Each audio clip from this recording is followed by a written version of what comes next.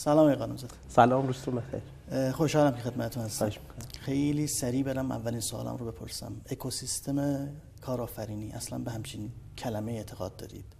خیلی اعتقاد دارم. آیا باید یک مرزبندی کرد بین آن چیزی که در فضای فرهنگی و اجتماعی کشور داره اتفاق میفته با آن چیزی که در حوزه کارآفرینی حالا با یک نگاه جوانپسندتر و در حقیقت روزآمدتر اتفاق میفته، یا نه اینها با هم انقدر تنیده هستند که شاید این کلمه آدم رو در حقیقت گمراه کنه و سمت چیزهایی ببره که شاید لزوما مسئله کارآفرینی نباشه؟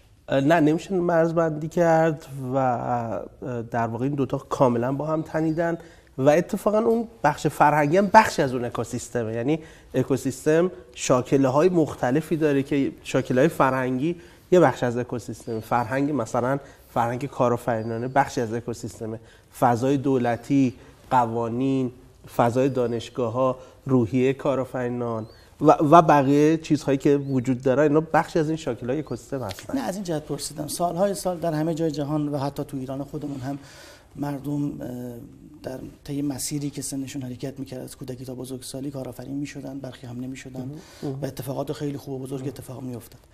یه 4-5 سالی هست این مفهوم خودش شده یک در حقیقت ارزش، یعنی نگاه اکوسیستم کارآفرینی، زیست بوم کارآفرینی، فضای استارتاپی و انواع مختلف این کلماتی که برخیش به گمان من به عنوان آدمی که علاقمند حوزه رسانه هستم بیش از آن که معنا مهم باشه گرفتار واژگان شدیم. میخوام روی این یکم صحبت بکنیم که به نظر شما اصلا این انفکاک درستی است، باید به این فضا قائل بشیم یا نه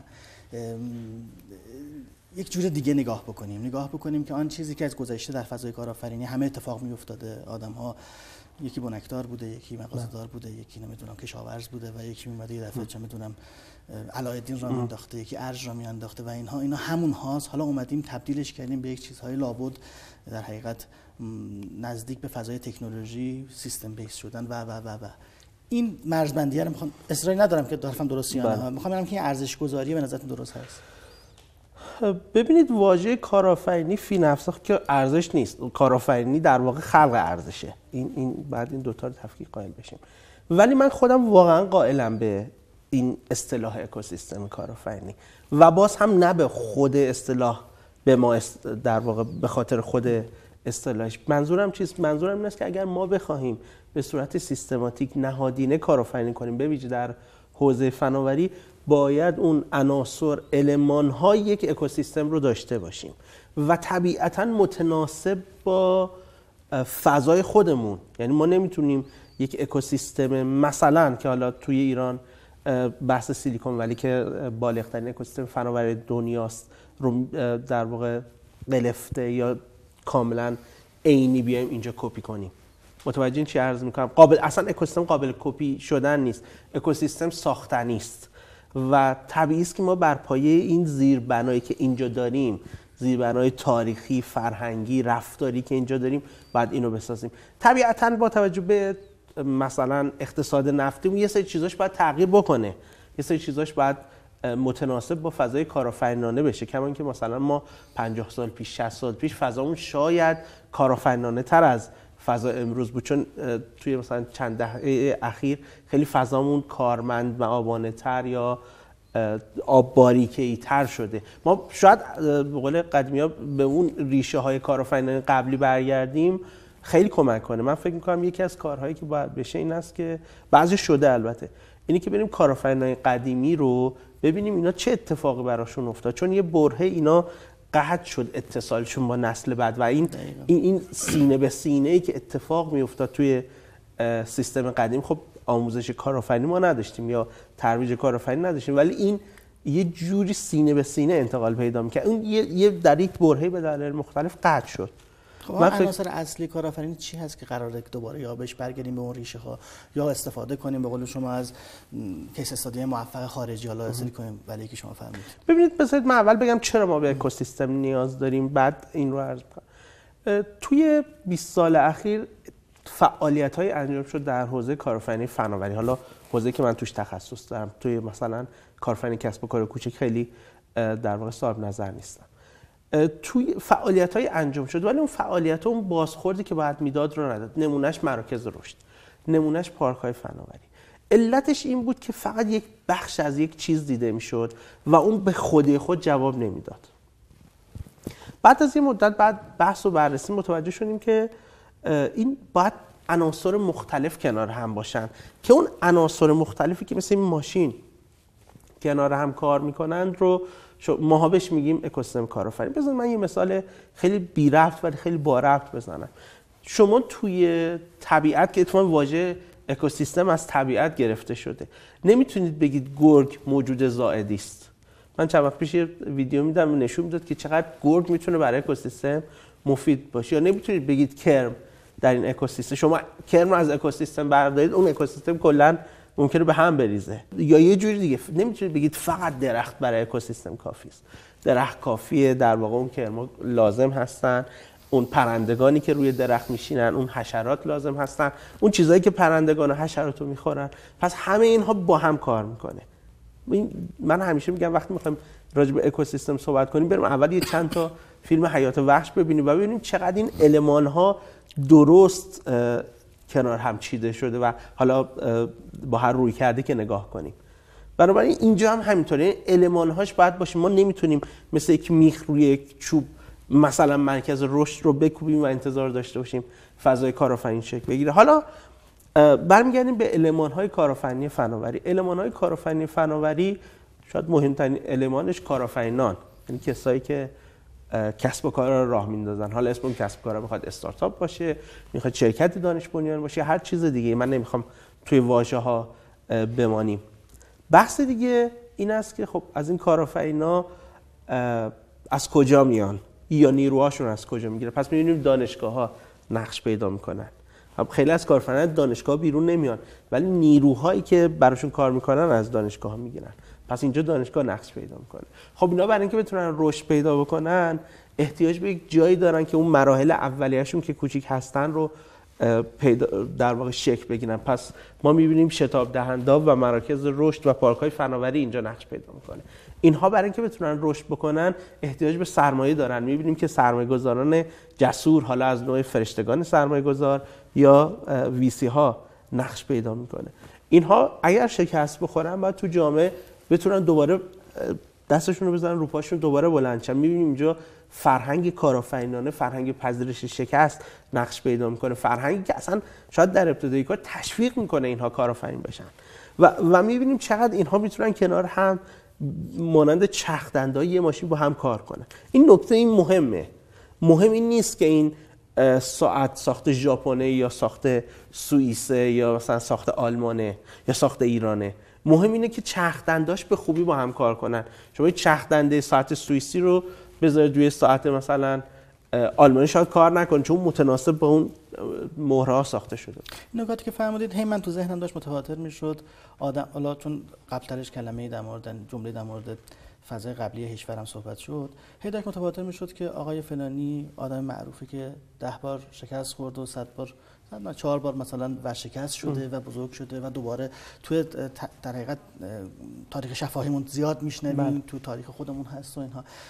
نمیخوام هی مطلب خشخاش بزنم ولی احساس میکنم که آن چیزی که موجود داشتیم رو روش اسامی جدید گذاشتیم و داریم شاید دوباره زندهش میکنیم یا شاید دوباره مثلا اون رویکردهای قدیمی که ریشه در فرهنگمون داشته، ریشه در تاریخمون داشته رو و البته تو همه جای جهان هم البته تکرار شده و آدمای موفق تو همین فضا رفتن رو داریم روش کلماتی میذاریم. نگرانیم رو عرض کردم از این جهت بود که یک تافته جدا بافته خودمون رو جزء در حقیقت فضای همین اکوسیستم و زیست بوم میشمارم اعلام نکنیم. من فکر میکنم که یک نقطه‌ای میتونه باشه که ایجاد جبهه‌بندی بکنه بین مجموعه‌های مختلف. یعنی اینکه اکوسیستم کارآفرینی یک مجموعه است، حالا دولت تو یک طرفه، اون فضای سرمایه‌گذاری نه، اینا هم با هم این اتفاقی که داره. منم همین حرفم همینه دیگه. غیر از آن چیزی که در جامعه وجود داره نیست. منم دقیقاً تمام مثلا دولت هم یکی دیگه از اونهاست. قوانین موجود هم قوانینی که آیا برای کسب و کار فارغ از اینکه آیا فناوران باشن یا نه آیا مناسب هستن، قوانین کارآفرینانه پسندانه هستن یا خیر، اینا هم جزئی از شاکل هستن. من همه رو اتفاقاً اکوسیستم تلقی میکنم. یعنی منتها باید بپذیریم مثلا کارآفرینی فناوری طبیعتاً یک ویژگی هایی داره که توی کارآفرینی کسب و کار کوچیک نیست. خب این 4-5 سال اخیر این فضایی که در موردش مقداری صحبت کردیم خب رفت رشد کرده، دیده شده. انواع مختلف برنامه‌ها، رویدادها و ایونت‌ها و سازوکارهای دولتی و شعارهای دولتی و انواع مختلفش وجود داره. بلافرض سمینارهای به فرموده فرهنگسازی در حوزه کارآفرینی که دلتون بخوادم برگزار شده، به نظرتون چقدر تو فضای فرهنگی، تو فضای جامعه شناختی این در حقیقت رویکرد جدید کارآفرینی کار شده؟ ببینید این ساختارهایی که عوض شده از جهت کارآفرینی اصلا پارادایم فکری آدم‌ها رو عوض کرده. یعنی اینکه آدم 40-50 ساله تو اسنپ کار بکنه یا از اسنپ استفاده بکنه، نکته‌ای که برای من به عنوان آدمی که 20 سال تو حوزه رسانه‌ام و فناوری هم خوندم عجیب بود که ظرف 2 سال این اتفاق بیفته. برم سوار در حقیقت تاکسی بشم که راننده‌اش بالای 50 سال و داره از اسنپ استفاده میکنه. این تغییر روندها و اتفاقاتی که افتاده به نظرم جای خالی صحبت کردن درش وجود داره. چقدر فکر میکنید که اصلا در موردش حرف زده شده؟ چه نکاتی باید گفته بشه و کجاها اصلا دنبال این حرف جدید باید بگردیم؟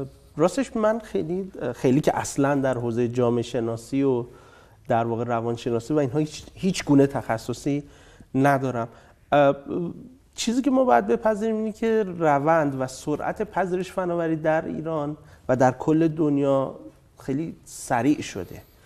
بعضی موقع یه نمودارهایی رو اینترنت می‌بینیم، مثلا میگن پذیرش تلگراف اینقدر طول کشته، پذیرش تلفن اینقدر طول کشته، پذیرش مثلا و مثلا به تلفن همراه و چیزهای پدیده می‌بینیم گاهی اوقات یه پدیده تا ظهور پیدا می‌کنه تا به صورت فراگیر یا نسبتا فراگیر پذیرفته میشه، مثلا واقعا 2-3 ساله. این یه بحث هست. یعنی من این رو اتفاقا توی خود اکوسیستم کارآفرینی نمیبینم. یعنی چی؟ یعنی ما باید اون ور رو بریم ببینیم اونجایی که مصرف کنندگان این فناوری‌ها هستن که ما باید تولید بکنیم یا اکوسیستم کارآفرینی دارن تولید میکنن چه اتفاقی افتاده. اونجا اتفاقا وضع خوبی است. یعنی حالا موضوع اون ماشین رو ما کار نداریم، افراد فناوری خوب میپذیرن، سریع میپذیرن، به نسبت البته خوشبختانه. این از این جهت پرسیدم. این بالاخره شما یک فضای شتاب دهی هم دارید. بله. تو فضای مختلف رویدادی هم شرکت میکنید. فکر نمی‌کنید این نگاهیه که ازش در حقیقت غافل شدیم؟ این که بچه‌ها، جوان‌ها، آدم‌های تو حوزه کارآفرینی با این فضا هم در حقیقت لمسش کنن که آن چیزی که داره اتفاق میفته فقط راه اندازی یک استارتاپ و پول در آوردن لزوما نیست. دارین تغییر میدید یک فضای فرهنگی تو جامعه. یعنی آدمی که 40 سال بعد 50 سال بعد داره به این بازه زمانی نگاه میکنه، کلیو میبینه که این مسیر جامعه رو کاملا تغییر داده. این به نظرم اون موقع دغدغه به نظرم خیلی میتونه سنگین‌تر و سخت‌تر بشه که داریم چیکار میکنیم. واقعیت در انتخاب استارتاپ ها در مسیری که واقعیت این است که این هست. یعنی یکی از دغدغه‌های شاید نباید بگم خیلی جدیه ما، ولی دغدغه هست. چرا جدی ما نیست؟ چون ما تخصص تو حوزه فرهنگ، جامعه شناسی و چیزهای این گونه نداریم. ولی ما چیزی که داریم میگیم اینه که یک، با مردم همیشه رو در رو صحبت بکنید. یعنی من همیشه، یعنی شاید هر روز دارم به بچه‌ها میگم که شما هر روز وظیفتون هست که با مشتریانتون رو در رو صحبت کنید، پس جامعه رو لمس بکنن. دو، یک مسئله واقعی رو از جامعه حل بکنن. و سه، اینه که یک تأثیر مثبت روی جامعه بگذارن. ببینید فناوری ذاتاً تغییر میده. بنابراین ما چه بهتر که تغییر مثبت بدیم، یه مسئله واقعی مردم رو حل کنیم، یک تغییری بدیم که بتونه به جامعه کمک بکنه، هرچند کوچیکا. یعنی معمولا میگن کارآفرینای مهم تغییر مثبت میدن در جامعه. حالا اون تغییر بستگی به اون که اون کسب و کار چقدر کوچیک یا بزرگ باشه میتونه فرق بکنه، ولی ماها داریم تغییر میدیم. من این حرف شما رو کاملا میپذیرم. اینکه چقدر بهش نگاه میکنیم فکر نمیکنم جزو دغدغه‌هامون هست، ولی دغدغه اصلی نیست. چون راستش خیلی مسئله یه چیزم من خدمتتون عرض کنم، من این واژه رو خیلی روش تاکید دارم، الان فقط اون اصطلاحش رو عوض کردم. اکوسیستم کارآفرینی فناوری ایران در حالت نوزادی است، بسیار بسیار بسیار جوانی، که دلیلی که من میگم ما نباید مثلا با سیلیکون ولی مقایسه کنیم، برای اینکه اون اکوسیستم الان نزدیک مثلا 70 سالش هست، اکوسیستم سیلیکون ولی، و حتی تو خود در واقع آمریکا هم با بقیه جاها مثل نیویورک، بوستون یا مثلا لس آنجلس یا آستین یا مثلا واشنگتن مقایسه نمیشه. بنابراین منظورم سیاتل بود از واشنگتن. بنابراین خیلی مهمه که بدونیم این اکوسیستم جوانه. خب حالا جوانه مثل یک بچه میمونه که ما باید اون رو شکل بدیم. خیلی به خود ما، به همه بازیگرا در واقع بستگی داره که چجوری این بچه تربیت بشه. شاید یکی از جایی که اتفاقا دولتی‌ها واردش نمیشن و باید بشن هم بحث‌های جامعه شناختی، بحث‌های فرهنگی است که اصلا نباید وارد. ببینید من که میدونید من که کلا مخالف ورود دولت هستم، ولی معتقدم دولت اگر میخواهد جایی وارد بشه جای زیربنایی و زیرساختی باید وارد بشه. حالا شاید تو حوزه قانونگذاری من در واقع وظیفه‌اش انجام بده. من نمیگم خودش بیاد فرهنگ سازی بکنه چون نمیتونه، ولی چون معمولا برعکس دنبال روی مردم همیشه بله برعکس عمل میکنه، ولی باید دغدغش باشه. حالا دغدغش میتونه به شکل مناسب افراد در واقع مناسب رو یاری برسونه و کمک بکنه که به این شکل بگیره، لااقل این دغدغه شکل بگیره. ولی گاهی اوقات برعکس میبینیم، نقشش رو برعکس داره بازی میکنه. یعنی سراغ دولت میریم. من میخوام اینو ادامه بدم چون یه چیزی فرمودید، میخوام از روی در حقیقت برداشتی بکنم. تو شما الان به گمانم سال‌هاست، این چند سال اخیر خیلی رویداد رفتید. من نمیدونم خودتون چند تا رویداد رفتید. خیلی استارتاپ دیدید، برخیشو در حال شتاب دهی هستید و اینها. چقدرشون این استارتاپ ها دارن یک مسئله بومی محلی کشوری دارن حل میکنن؟ چقدرشون در حقیقت دارن یک استارتاپ موفق خارجی رو بومی سازی میکنن و چقدرشون فقط دارن تقلید میکنن؟ جوابش سخته چون آماری گرفته نشده. من آمار نیستم. شما من بگید من واقعا خودم بخش زیادیشون از دسته سومن. یعنی بخش زیادیشون اونایی هستن که به نظر من در دام یک جو افتادن و نمیدونن دارن چیکار میکنن. برگردیم به دوم، تقلید از یک استارتاپ. من تقلیدم نمیگم، تقلید سومیه در واقع کلون کردن. من اسمشو بذارم کلون کردن یک استارتاپ موفق خارجی که احتمالاً اون دیگه اسمش استارتاپ تلقی نمیشه چون بزرگ شده و دیگه استارتاپ نیست. فی نفسه بد نیست.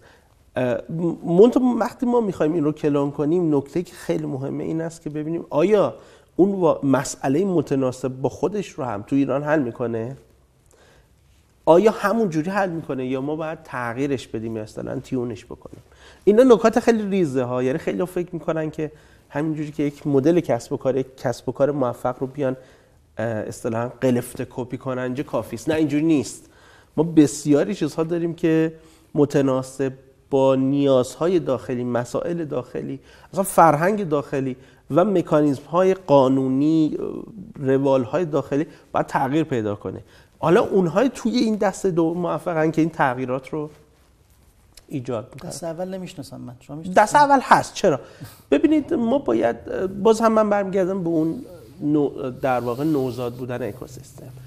خود ما شتاب دهنده گاهی اوقات به بچه‌ها نمیگیم برو مسئله واقعی حل کن، برو با مشتری‌ها صحبت کن. شاید چیزی که من باز الان عرض کردم، خیلی اوقات صحبت با مشتریان اصلا استارتاپ متوجه میشن چیزی که درست میکنن کسی نمیخوادش. یعنی ما نمونه خیلی داشتیم که طرف 1 سال داشته روی یک موضوعی کار میکرده، به نظرش موضوع جذابی بوده، بالاخره تونستیم قانعش کنیم که بره با مشتریش صحبت کنه. رفته صحبت کرد، متوجه شده که این نه تنها مسئله ای رو حل نمیکنه و به تبع اون چون مسئله رو حل نمیکنه مشتری نداره و کسی این رو نخواهد خواست و دست کشیده و رفته سراغ یه مسئله دیگه. حالا مسئله که الان دروش کار میکنه اتفاقا خیلی هم کمتر فناورانه است ولی مسئله جدی تریه. بنابراین من خودم روی کردم و با کسایی هم که کارفرینکی کار میکنم روی کردم فارغ از هر چیزی روی کردم مسئله محوره، چون معتقدم مسئله که وجود نداره یا کسی براش ارزش ایجاد نمیکنه نباید حل کرد، فارغ از اون تاثیر مثبتی که به جامعه میذاره. چون اصلا این شکست میخوره این استارتاپ. یعنی شما وقتی مسئله وجود نداره حلش بکنید، خب این شکست میخوره. اصلا بس کاملا کسب و کاریه، شاید حتی جامعه شناختی هم نیست. تو فضای در حقیقت راهنمایی کردن استارتاپ ها وارد شدیم، منتوری شاید. من این مثال رو چندین بار به دوستان حوزه در حقیقت مربیگری و منتورینگ و اینها زدم، اینجا هم باز بگم خدمت شما. توی سینما به منتقدا حالا عموما میگن کارگردانان شکست خورده تو فضای اکوسیستم کارآفرینی منتورها کجان؟ تو این جایگاهن؟ قراره چه چیزی رو ارائه بدن؟ این رو از چه جهت میپرسم؟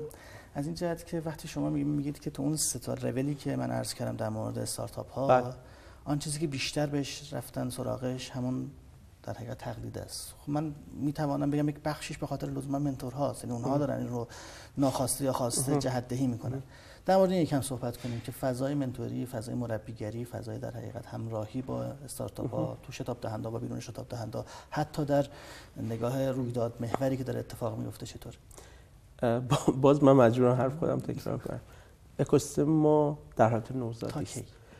بعد رشد میکنه. حالا همه الماناش نوزادی است. منتها من منتورینگ برمیگردم. آره این که میگید نوزادید، من رو در حقیقت خل اصلاح میکنید که میگیم حالا بچه‌ست بشه چی؟ نه منظورم این نیست. ببینید حالا منتورینگ 2 تا بعد داره. یکی منتورینگی است که اکثرا توی رویدادها صورت میگیره و منتورینگی است که جدی‌تره و توی در واقع مراکز نوآوری صورت میگیره. حالا میتونه شتاب دهنده باشه یا چیز دیگه. واقعا فرق میکنه. این منتورینگ رویداد معمولا خیلی خفیفه، خیلی معیار دقیق برای انتخاب ها معمولا نیست. بیشتر دوست آشنا یا من میشناسم هست. توی اون ور خیلی موضوع فرق میکنه و سعی میشه از منتورهای جدی‌تر استفاده بشه. ولی منتور چه ویژگی داره؟ ببین منتور اتفاقاً برعکس سینما لزومی نداره که آیکیا رستمی باشه. منتور ما کسی رو میگیم که یک مسیری رو رفته باشه، چند قدم جلوتر از ما، فقط رفته باشه. نکتهش اینه که بسیاری از کسایی که ما میگیم منتورن اصلا پا توی اون مسیر نگذاشتن. اصلا اتفاقا برای ما مهم نیست که موفق بودن شکست خوردن. توی این کیس کارآفرینی خصوصا برای اون روزهای اول شکست خوردا بهتره، یعنی تجربه های جدی‌تری رو منتقل میکنن. ولی من انتظار دارم اگر استارتاپ من رو کسی میخواد راهنمایی کند، استارتاپ من در حال شنا توی آبه، اون منتور من لااقل تا زانوش توی آب رفته باشه یا بدتر توی گل رفته باشه. ولی نمیتونم بپذیرم کسی که هیچ وقت پاشو توی این مسیر نذاشته بیاد منتورینگ بکنه. حالا یک دسته دیگه داریم که باز به جوان بودن اکوسیستم هست که اونا کسایی که اون مسیر رو تا ته رفتن و الان به دلایل مختلف دیگه، مثلا یه استارتاپ داشتن، استارتاپ سهامی عام شده یا یه شرکت دیگه خریده و الان دوست دارن که منتورینگ بکنن. ما چون اکوسیستم جوانه هنوز از اونا به اندازه کافی نداریم. مثلا به اندازه کلا شرکت آی پی او شده یا اصطلاحاً خریده شده یا اگزیت شده نداریم به اون تعداد. وقتی بزرگتر بشه این تعداد زیادتر میشه. این تعداد افرادی که شاید اون مسیر رو تا تهش رفتن، بعضیشون 2-3 بار رفتن، تا ته رفتن، فروختن، آی پی او کردن، دوباره یه استارتاپ دیگه زدن، راه اون مسیر پا تو اون مسیر گذاشتن. این به مرور من فکر می‌کنم بهتر میشه. ولی باز هم تاکید می‌کنم منتورینگی که توی رویدادها صورت میگیره با منتورینگی که توی مرکز نوآوری صورت میگیره معمولا تفاوت خیلی زیاد داره. با توجه به تجربیاتون توی فضای غیر از ایران چه جوریه؟ اونجایی که به قول شما نوزاد دیگه نیستن، اونجا منتورا کی هستن؟ ببینید چون بالغ‌تره اتفاقی که میفته 2-3 نوع منتورینگ داریم اونجا. یک تعداد اون افرادی هستن که عرض کردم یک کسب و کار رو فروختن و اصطلاحاً خارج شدن، اگزیت کردن. آیا فقط باز سنیشون فرق میکنه یا نه اتفاقا خیلی سن نیست. اتفاقا ممکنه طرف سنش هم از من خیلی خیلی کمتر باشه ولی مسیر رو زودتر رفته به جای رسیده. نه به نسبت اینجا و در حقیقت حالا اسمش نیاریم چه می‌دونم یک اکوسیستم دیگری در خارج که مثلا 10 سال جلوتره.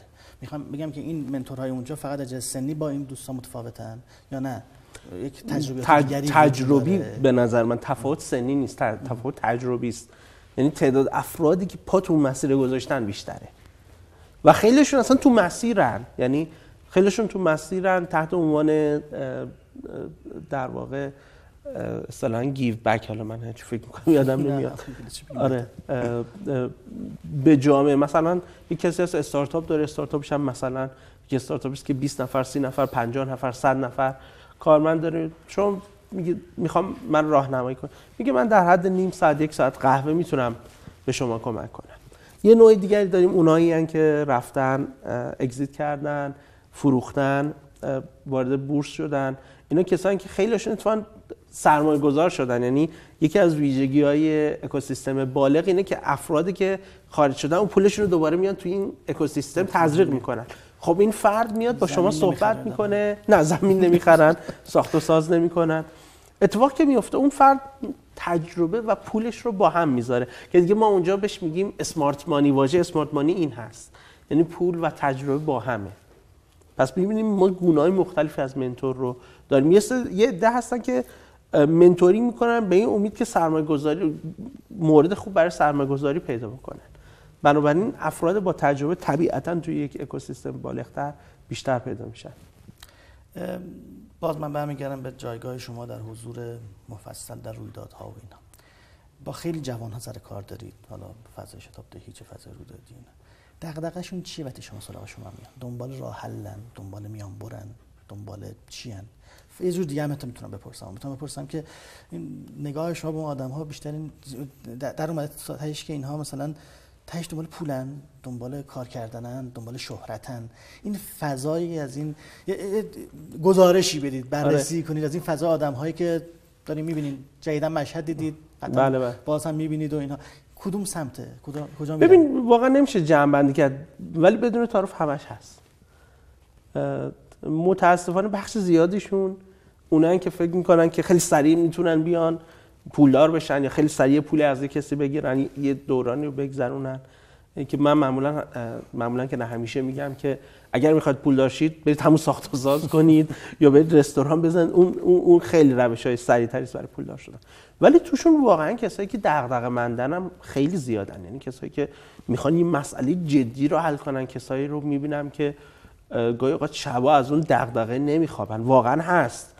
و خب اینا آدمایی هستن که با آدم انرژی میدن، چون کار ما خیلی استرس داره و ما اگه این بچه‌ها نبودن خیلی زود انرژیمون ته می‌کشه. واقعا من خودم به شخص از بچه‌ها انرژی میگیرم، چون خیلی می‌بینیم مسائل رو جدی با بعضیشون با پافشاری، خیلیشون واقعا مثلا من دیدم سعی می‌کنن چیز جدید برای خودشون نخرن تا اگه پولی هست بزنن رو استارتاپشون. 6 ماه 1 سال واقعا زحمت، بیخوابی و بعدش 2-3 سال سختی پیش رو دارن و اینو میدونند. خصوصا اونهایی که مثلا یه بار در کوتاه مدت شکست خوردن دیدگاهشون واقعی تره. یعنی من فکر میکنم که ما نباید فیلتر بکنیم. معتقدم این مسیر باید برای هم باز باشه، بیان و واقعیت رو بچشن. چون یه عده فکر میکنن که ما اگر بریم الان استارتاپ بزنیم مثلا 6 ماه میلیاردر میشیم. منتها فیلتر کردنش سخت. من فکر میکنم که بیان فضای واقعی رو ببینن.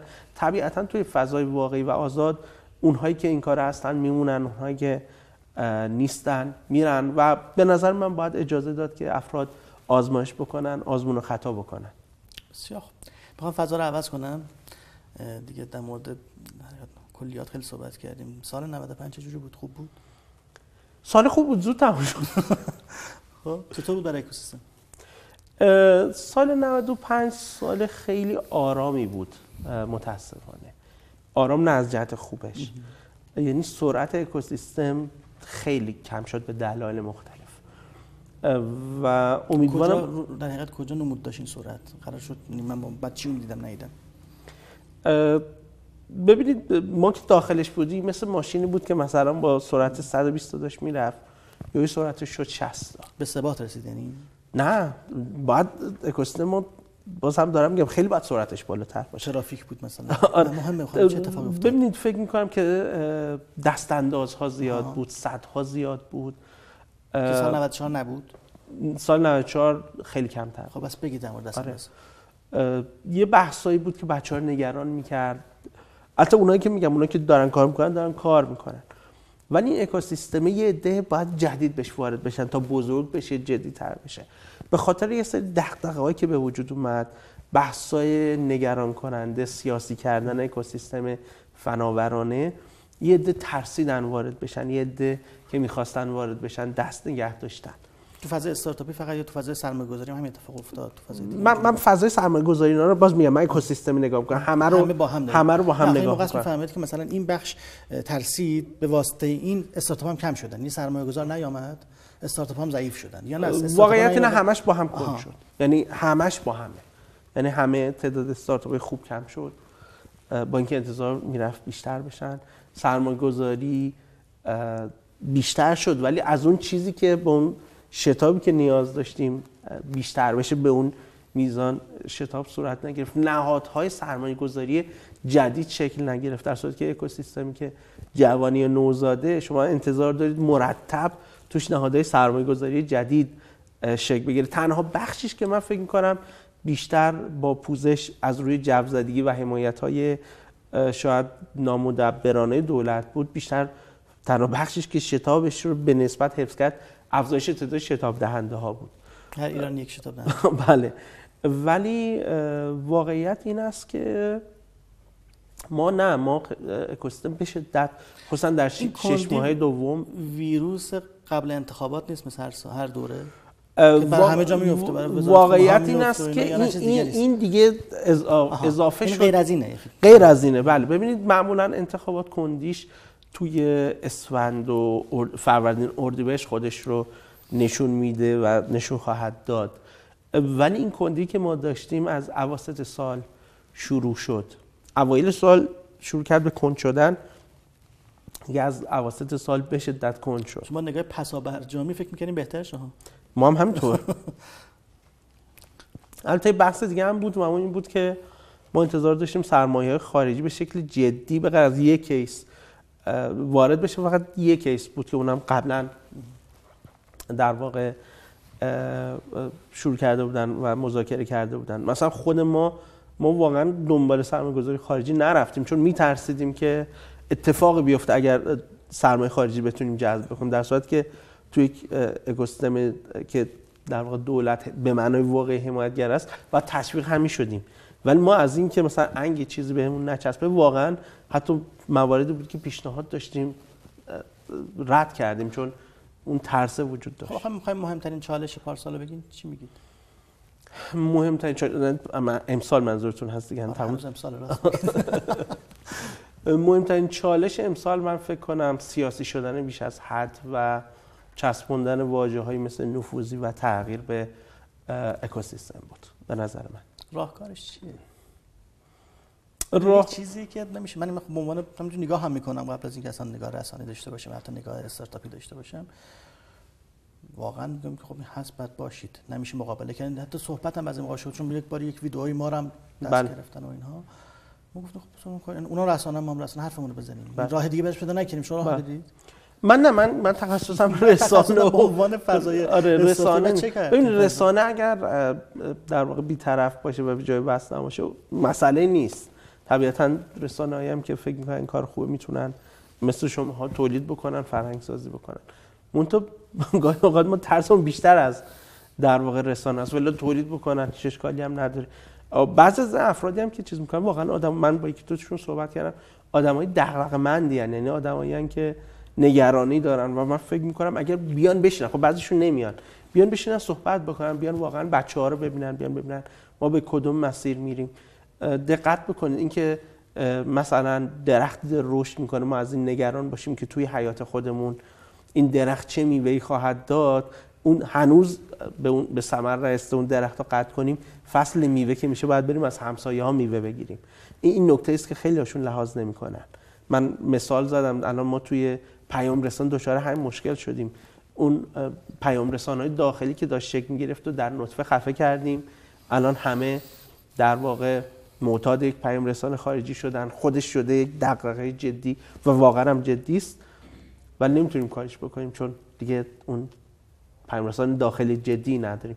حالا اگر هم بتونیم که دولت سعی میکنه با پول و این کارها شکل بگیره، دیگه مردم نمیپذیرن. اون موقعی که بعد مردم عادت میکردن با پیام رسان داخلی کار کنن رو ما اجازه ندادیم شکل بگیره. این یه نمونه هست تا چیزهای دیگه هم هست. یعنی خیلی موقع ما میایم داخلی‌ها رو فشار بیش از حد میذاریم، فرد نگاه میکنه میگه خب برم ساختمون بزنم بهتره، برم رستوران بزنم بهتره و دست میکشه. یعنی اون کارآفرین رو من خیلی اعتقاد به واژه حمایت ندارم و معتقدم دولت نباید حمایت کنه. من وقتی یکی میگه ما میخوایم از شما کارآفرینا حمایت کنید، راستش تن و بدنم میلرزه. ولی معتقدم حمایت نمیکنن خیلی خوبه، ولی دیگه چوب لای چرخ کارآفرینا نذارن، یعنی اذیت‌های غیر متعارف. طبیعی است که نهادهای در واقع اطلاعاتی باید نظارت بکنن که وظیفه‌شونه و خب وظیفه‌شون هم به خوبی انجام میدن، ولی پیش داوری نباید صورت بگیره، به ویژه از نهادهایی که اصلا کارشون نیست. یکی از مشکلات که ما داریم اینه که اون نهادهایی که کارشون نشستن آروم دارن نظارت میکنن، کارشون رو به درستی انجام میدن، نهادهایی که کارشون نیست دارن ورود میکنن و انگ میزنن و کارشکنی میکنن. به عنوان جمله آخر برای سال 96 اشتباه نگم این دفعه آرزوتون چیه؟ من خیلی آرزو دارم برای سال 96.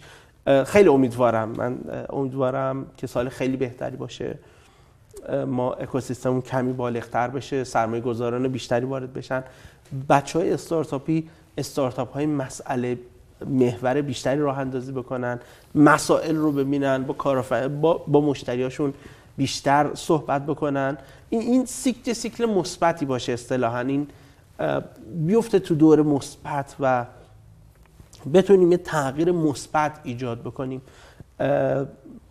واقعیت اینه که اگر ما تغییر مثبت در جامعه خودمون ایجاد نکنیم، دیگران خواهند اومد و تغییری که مد نظر خودشون ایجاد خواهند کرد.